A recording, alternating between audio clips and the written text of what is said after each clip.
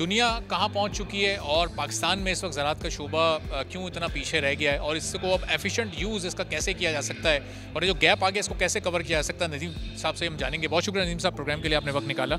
ये बताइएगा कि इस एग्जीबिशन का फ़ायदा और जो इस वक्त हम टेक्नोलॉजी विजिट करके आ रहे हैं, वहाँ पर हमने राइस ट्रांसप्लांटर देखा, हमने कंबाइन हार्वेस्टर देखा, कुछ ड्रोन्स यहाँ पर मौजूद हैं। पाकिस्तान में तो ये नए नए हैं, दुनिया तो बहुत पहले से इनको इस्तेमाल कर रही है। इनका एफिशिएंट यूज़ क्या है? बिस्मिल्लाहिर्रहमानिर्रहीम। बहुत बहुत शुक्रिया कि आपने ये एक मौका दिया हमें अपने व्यूज़ बताने का।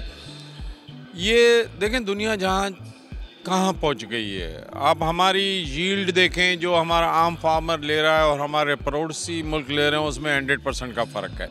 तो मतलब हम अपनी प्रोडक्शन को डबल कर सकते हैं।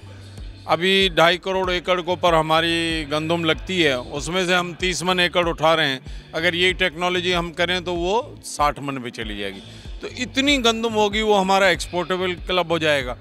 फिर उसके बाद क्या होगा कि जब वाफर मिकदार में वो पैदा होगी टेक्नोलॉजी के ज़रिए, तो कंज्यूमर को भी सस्ती मिलेगी और फार्मर को भी जो है उसमें फ़ायदा होगा, क्योंकि उसकी जब प्रोडक्शन बढ़ेगी तो उसकी कॉस्ट ऑफ प्रोडक्शन कम हो जाएगी।